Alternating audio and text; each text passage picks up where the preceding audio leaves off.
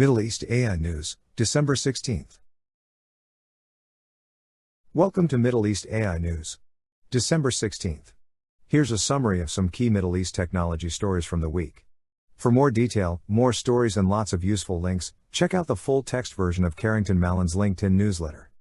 Middle East military drone market heats up.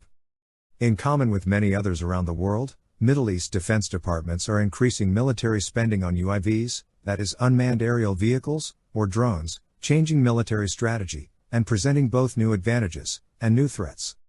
With emerging technologies driving the development of both remote-controlled and autonomous vehicles at a fast pace, this is no surprise.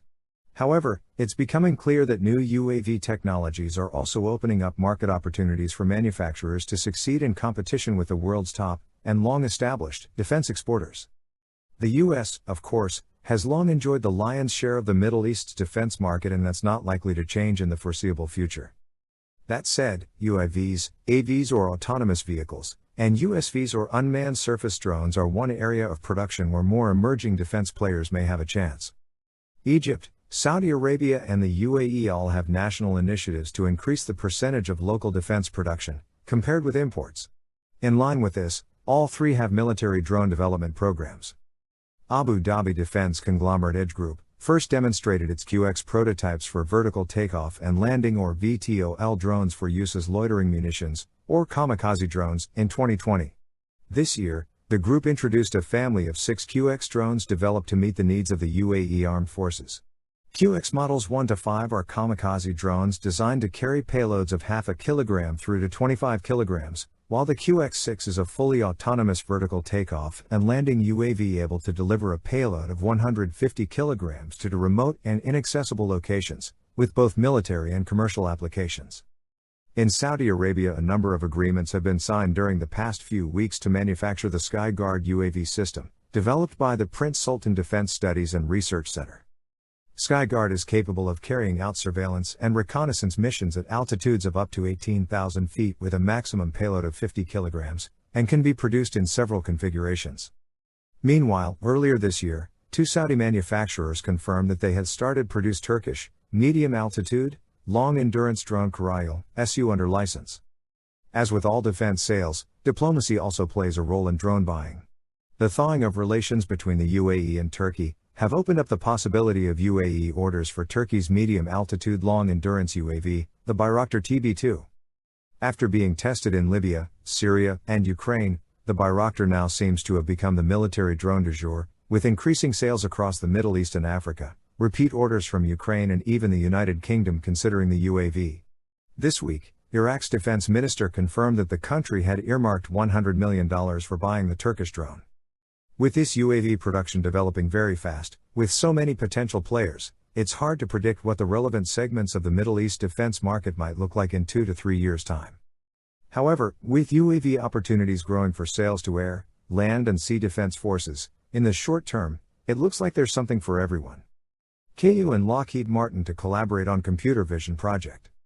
Abu Dhabi-based Khalifa University and Lockheed Martin have announced a new computer vision and pattern recognition, or CVPR, research project, using AI reinforcement learning. This is the first in a series of university research projects following an MOU on research and development signed with the U.S. Global Aerospace, Defense and Space Group last year.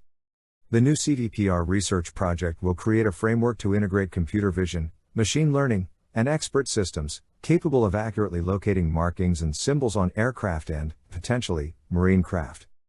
CVPR has so far been applied to biometrics, target identification, aimpoint refinement and automated control. The Khalifa University project will use a CVPR framework to inspect and verify measurements, in order to improve the speed and accuracy of aircraft logo inspections during the NATO aircraft production cycle. The project aims to significantly improve quality assurance for the sign-off of placement, spacing and positioning of Air Force logos. The project will also research techniques to improve the ability of CVPR to accurately register standard symbology and imagery. These techniques could then be applied in any process that is attempting to accurately locate markings and symbols.